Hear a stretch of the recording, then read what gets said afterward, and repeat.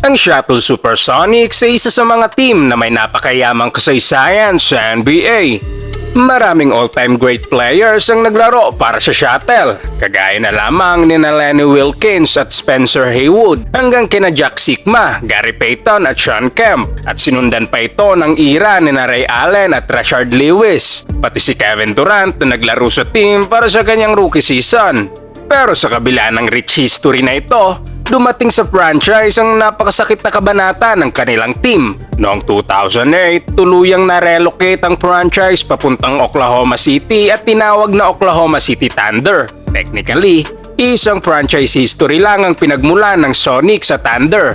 Pero maraming fans, lalo na ang Seattle fans, ang ayaw i-associate ang dalawa. Dahil para sa kanila, iba ang Sonics at naging mabigat ang pagkawala ng team na sinuportahan nila ng kanilang buong buhay. Pero sa ngayon, mainit ang usapan sa NBA sa muling pagbubukas ng NBA expansion at ang Seattle ang nangungunang kandidato. Kaya't malaki ang posibilidad na muling bumalik ang team. Ngunit bago yan, pag-usapan natin kung paano nga ba nawala ang team na ito sa Seattle. Daanan natin ang buong timeline at ang mga dahilan sa likod ng relocation na ito. Noong 2006, ang ownership group ng Sonics ay pinamumunuan ni Howard Schultz, na CEO rin ng Starbucks noon. Siyang nagmamayari ng team mula 2001 hanggang 2006, pero sa loob ng mga panahong ito nahirapan ang organisasyon financially. Ayon mismo kay Schultz, umabot na sa milyon-milyong dolyar ang nalugi niya simula nang bilhin niya ang team, na naging malaking factor sa mga susunod na mangyayari sa franchise. Ang pinakamalaking problema noon ay ang kanilang arena. Ito ay ang Key Arena. Masyado na itong maliit at outdated kumpara sa ibang NBA arenas na may maximum capacity na 17,072 at ito ang pinakamaliit na stadium sa buong liga. Dahil dito, gusto ni Howard Schultz na i-expand at i-upgrade ang arena, magdagdag ng modern technology at palaki nito para mas maraming fans ang makapasok at tumaas ang revenue ng team. Pero hindi lang ito simpleng plano, dahil aabutin ng mahigit $200 million ang renovation at gusto ni Schultz na manggaling ito sa public funding. Ibig sabihin, gagamitin ang tax ng mga taga-Seattle para itayo ang bagong stadium. Pero dito nagsimula ang problema. Karaniwan kapag ang isang owner ay gustong gamitin ang taxpayer money para sa stadium ay nagkakaroon talaga ng conflict. Maraming nasa middle at lower class ang hindi pabor sa idea na mapunta ang buwis nila sa isang arena na para lang sa entertainment. At hindi rin naman lahat ng taga-Seattle ay sports fan. Kaya natural lang na may magreklamo kung ang pinaghirapan nilang pera ay gagamitin sa bagay na wala silang pakialam. Sa huli, hindi nagkasundo si Schultz at ang City of Seattle. Hindi pumayag ang lungsod na pondohan ang arena gamit ang tax money at wala ring ibang paraan si Schultz para ma-finance ang project. Kaya't napilitan siyang ibenta ang team dahil sa laki ng kanyang nalulugi. Dito ay naghanap siya ng bagong ownership group. Ngunit may isa lang siyang kondisyon, kailangang manatili ng team sa Seattle. Dito papasok ang isa sa mga pinakamahalagang tao sa kwentong ito, si Clay Bennett. Siya ang leader ng ownership group na tinatawag na Professional Basketball Club at nakabase sila sa Oklahoma City. Noong October 24, 2006, opisyal niyang binili ang team. At sa simula, ang goal niya raw ay makahanap ng paraan para makapagpatayo ng bagong arena at mapanatili ang Sonics sa Seattle. At ito rin ang pinaniniwalaan ng karamihan noong una. Dito'y nag-propose si Bennett ng plano para magpatayo ng bagong arena sa Renton, isang suburb ng Seattle, at ang projected cost nito ay nasa $500 million. At tulad ng naunang plano, gusto niya ring manggaling ito sa tax money. Ngunit katulad ng nangyari kay Schultz, hindi rin siya nagtagumpay. Halos isang taon siyang nakipagnegosasyon, pero matibay ang paninindigan ng Seattle na hindi nila gagamitin ang public funds para sa sports stadium. Habang tumatagal, parang nauubusan na ng options si Bennett. Pero noong August 2007, may isang revelasyon na lalong nagpainit ng sitwasyon. Dahil ang isa sa minority owners ng team na si Ovre McClendon ay sinabi sa isang interview na sa simula pa lang, wala naman talagang balak ang grupo ni Bennett na manatili sa Seattle. Ayon sa kanya, plano na raw talaga nilang ilipat ang team sa Oklahoma City noong binili pa lang nila ito. At ang sinasabi nilang pagpapatayo ng bagong arena sa Seattle ay parang palabas na lang.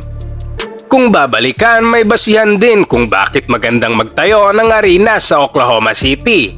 Dahil noong 2005 nagkaroon ng Hurricane Katrina na nakaapekto sa New Orleans, kaya't napilitan ng New Orleans Hornets na pansamantalang lumipat sa Oklahoma City para doon maglaro ng kanilang home games. At sa loob ng 2 taon, bilang New Orleans/Oklahoma City Hornets, napansin nila na consistent na mataas ang attendance at suporta ng fans doon.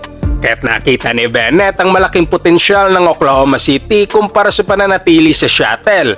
At pagsapit ng mid-2007, kinumpirma na ni Bennett na ililipat nila ang Sonics sa Oklahoma City sa pagtatapos ng kanilang kontrata sa Key Arena sa 2010. Pero ayaw niyang maghintay ng ganito katagal at gusto niyang mangyari ito agad. Kaya't nag-file siya ng arbitration para makaalis sa huling 2 taon ng kontrata at mamove ang team ng mas maaga dahil target niya itong gawin sa 2008. Sa puntong ito, wala na rin konkretong plano ang Seattle para sa bagong arena dahil hindi nga sila nagkasundo ni Bennett. Lumipas na rin ang deadlines para sa public funding nang walang anumang progress. At noong November 2007, opisyal nang sinabi ni Bennett kay NBA Commissioner David Stern na ililipat niya ang Sonics sa Oklahoma City sa lalong madaling panahon. Siyempre, hindi natuwa ang Seattle fans sa nangyari, kaya't si Clay Bennett at ang kanyang ownership group ang naging most hated na mga tao sa Seattle sa panahong ito.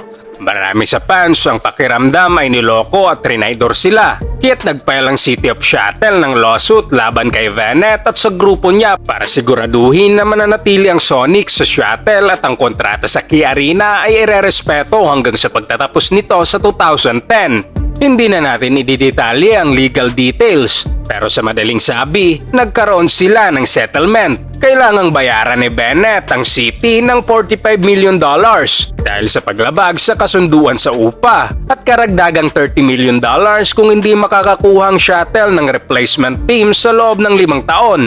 Pagkatapos ng settlement na ito, nag-step in si dating owner Howard Schultz at nag-file ng sariling lawsuit. Dahil noong ibinenta niya ang team kay Bennett, may nakasulat sa kontrata na dapat gumawa si Bennett ng good faith effort para panatilihin ang team sa Seattle. Pero naniniwala si Schultz at karamihan ng Seattle fans na hindi talaga nag-effort si Bennett na gawin ito at ito isang breach of contract sa kanilang pananaw. Sa kasamaang palad, medyo late na para kay Schultz dahil nagsimula na ang construction ng bagong training facility sa Oklahoma City. At ang NBA mismo ang nag-step in para ipatigil ang lawsuit ni Schultz dahil conflict ito sa kanilang regulations at tuluyan nang nalipat sa Oklahoma City ang franchise.